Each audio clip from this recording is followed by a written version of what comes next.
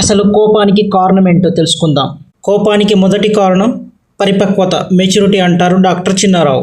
Maturity అంటే ఏంటో కొన్ని పాయింట్స్లో చెప్పుకుందాం. పరిపక్వత, మెచ్యూరిటీ అంటే పరిపక్వత వయసుతో రాదు, ఆలోచనలతో వస్తుంది. పెద్దవారు అయినంత మాత్రాన మెచ్యూరిటీ ఉండాలని లేదు. అర్థంతో జీవించడం నేర్చుకున్న వారే మెచ్యూరిటీగా బిహేవ్ చేస్తారు. మెచ్యూరిటీ అంటే నిశ్శబ్దాన్ని ఎంచుకోవడం. మెచ్యూరిటీ అంటే గందరగోళంలో కూడా ప్రశాంతంగా ఉండటం, భావోద్వేగాలను నియంత్రించడం, అన్నీ మీకు వ్యతిరేకంగా ఉన్నప్పటికీ మీరు స్థిరంగా ఉండటం. మెచ్యూరిటీ అంటే మీ అభిప్రాయాలను అస్సలు పట్టించుకోని వారిపై కోపం చూపకుండా మీ మాటలను అదుపులో పెట్టుకోవడం.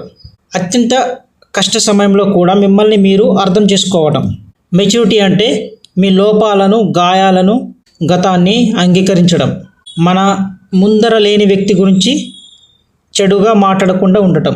మన ఓటమికి ఇంకొకరిని బ్లేమ్ చేయకుండా ఉండటం. పరిపక్వత గల వ్యక్తికి మేజర్గా ఒక 10 పాయింట్స్ చెప్పుకుందాం. శాంతంగా స్పందిస్తారు. కోపం వచ్చిన వెంటనే అరవడం చేయరు, ఆలోచించి మాట్లాడతారు. సెకండ్ పాయింట్, తమ తప్పులను ఒప్పుకుంటారు. నేను తప్పు చేశాను అని అంగీకరిస్తారు. వీరికి ఇది సిగ్గు లాంటిది కాదు, బలం అవుతుంది. థర్డ్ పాయింట్, ఇతరులను అర్థం చేసుకోవడానికి ప్రయత్నిస్తారు. వెంటనే వాళ్ళు తప్పు చేశారని చెప్పకుండా వాళ్ళు అలా ఎందుకు చేశారు అని ఆలోచిస్తారు. ఫోర్త్ పాయింట్, భావాలను నియంత్రించగలరు. ఆనందం, కోపం, బాధ ఏదైనా ఎక్కువగా బయటపెట్టరు, బ్యాలెన్స్గా ఉంటారన్నమాట. ఫిఫ్త్ పాయింట్, తాత్కాలిక విషయాల కోసం పెద్ద నిర్ణయాలు తీసుకోరు. భావోద్వేగంగా కాకుండా భవిష్యత్తు గురించి ఆలోచించి నిర్ణయం తీసుకుంటారు. సిక్స్త్ పాయింట్, విమర్శలను సహించగలరు. ఎవరైనా విమర్శించినా మనసుకి తీసుకోకుండా దీనిలో నేర్చుకోవాల్సింది ఏమిటి అని ఆలోచిస్తారు. సెవెంత్ పాయింట్, ఇతరులను గౌరవిస్తారు. వారి యొక్క వయసు, స్థాయి, స్థానం ఏదైనా అందరినీ గౌరవంగా చూస్తారు. ఎయిత్ పాయింట్, తమ మనశ్శాంతికి ప్రాధాన్యం ఇస్తారు. వాదనలు, నెగిటివ్ వ్యక్తులను దూరంగా ఉంచి శాంతిని కాపాడుకుంటారు. ప్రశాంతత ఎక్కడ దొరుకుతుందో వెతుకుతుంటారు. నైన్త్ పాయింట్, సహాయం చేసే స్వభావం కలిగి ఉంటారు. ఎవరైనా ఇబ్బందులు ఉన్నప్పుడు సహాయం చేయడం వీరి యొక్క సహజ గుణం.